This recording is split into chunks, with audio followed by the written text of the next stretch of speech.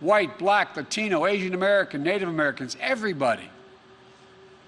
I'm in this campaign for you, no matter your color, no matter your zip code, no matter your politics. When I think of the presidency, I don't think about myself. It isn't about my brand, it's about you, the American people. We can do better, and we have to do better. And I promise you this, we will do better. You know, the road back begins now in this campaign. You know me. You know my heart. You know my story, my family story. Ask yourself, do I look like a radical socialist with a soft spot for rioters? Really? I want a safe America, safe from COVID, safe from crime and looting, safe from racially motivated violence, safe from bad cops. Let me be crystal clear, safe from 4 more years of Donald Trump. I look at this violence and I see lives and communities and the dreams of small businesses being destroyed and the opportunity for real progress on the issues of race and police reform and justice being put to the test. Donald Trump looks at this violence and he sees a political lifeline.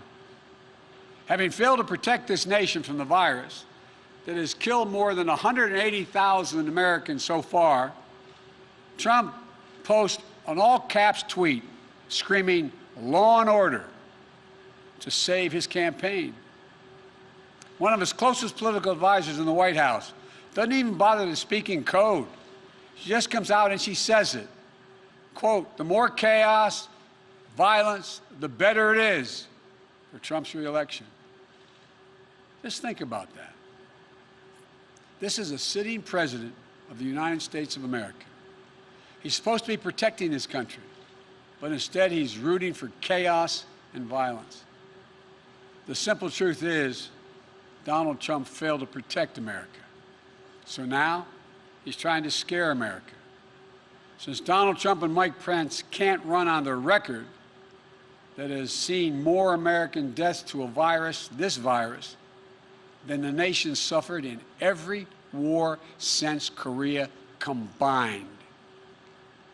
Since they can't run on their economy that has seen more people lose their jobs than any time since the Great Depression. Since they can't run on the simple proposition of sending our children safely back to school.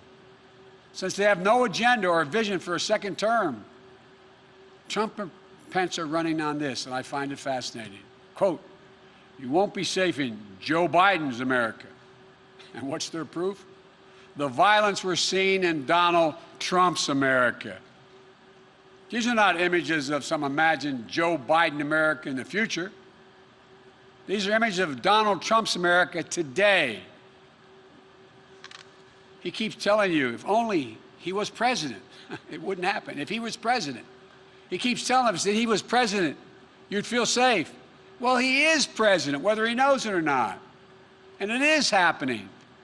It's getting worse, and you know why?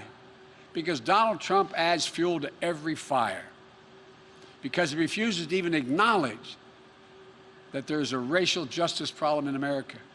Because he won't stand up to any form of violence. He's got no problem with right-wing militia, white supremacists, and vigilantes with assault weapons, often better armed than the police, often in the middle of the violence at the protesters and aiming it there. And because tens of millions of Americans simply don't trust this president to respect their rights, to hear their concerns, or to protect them. It doesn't have to be this way. When President Obama and I were in the White House, we had to defend federal property. We did it.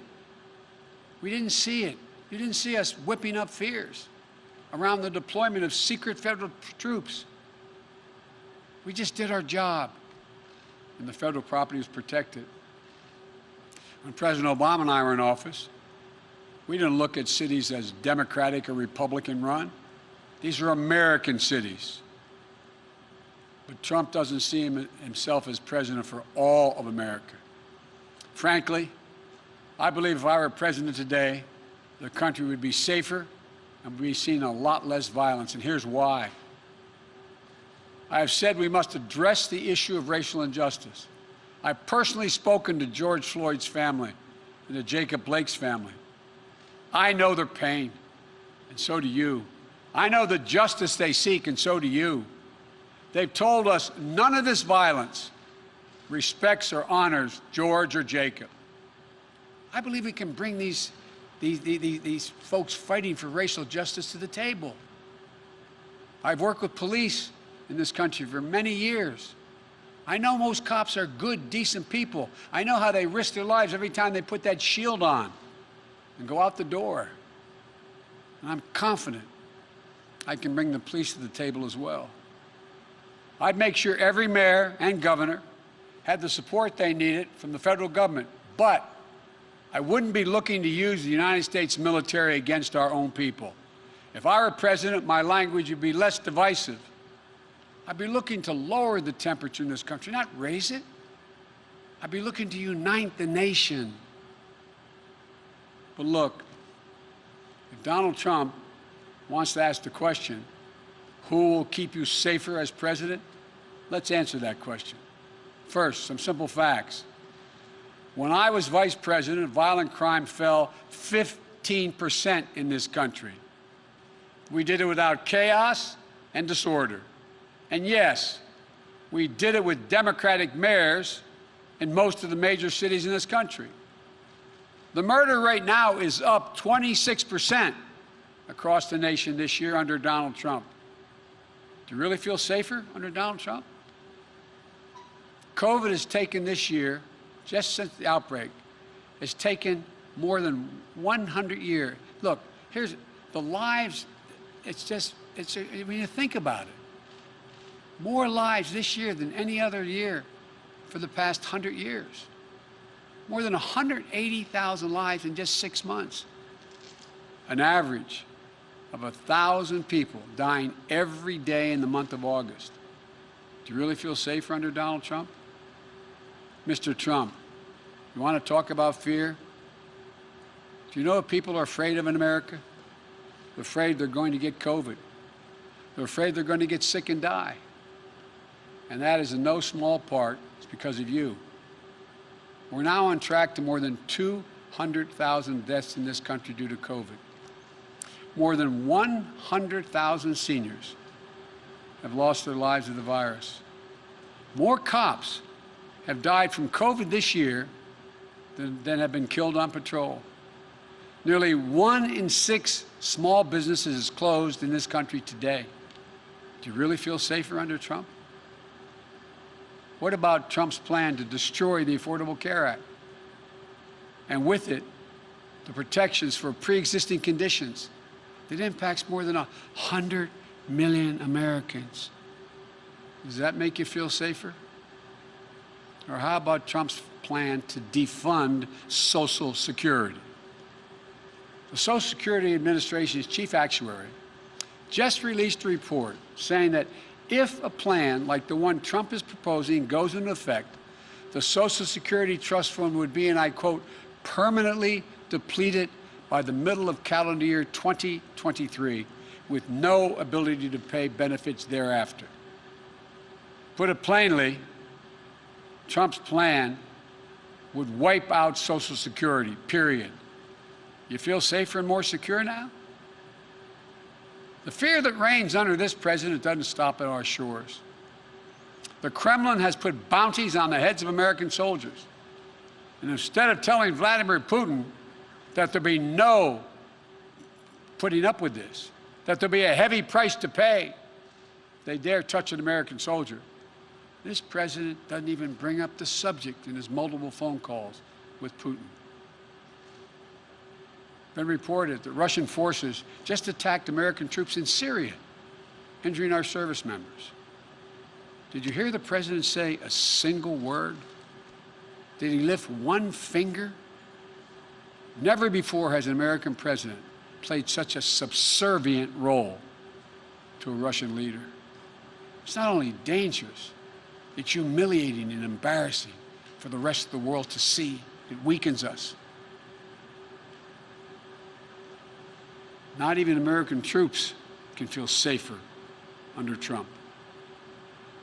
Donald Trump's role as a bystander in his own presidency extends to the economic plan and pain, the plan he doesn't have and the pain being felt by millions of Americans.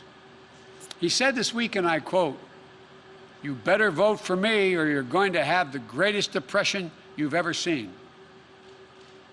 Does he not understand and see the tens of millions of people who've had to file for unemployment this year so far? The people who won't be able to make next month's rent payment? The people who lost wages while the cost of groceries have gone up dramatically? President Obama and I stopped the depression in 2009. We took a bad economy that was falling and turned it around. Trump took a good economy and drove it back into the ditch. Through his failure to get COVID under control, his failure to pull together the leaders in Congress, his failure to deliver real relief to working people, has made our country's economic situation so much worse than it had to be. When we talk about safety and security, we should talk about basic security of being able to look your child in the eye and tell them everything's going to be okay. Don't worry, honey, we're not going to lose our home. We're going to be able to put food on the table. It's going to be okay. It's the job of a president. I've laid out an agenda for economic recovery that will restore a sense of security for working families. We won't just build things back the way they were before. We're going to build them back better, with good-paying jobs, building our nation's roads, bridges, solar arrays, windmills, with investments in our health care and child care workers so they get the pay and dignity they deserve.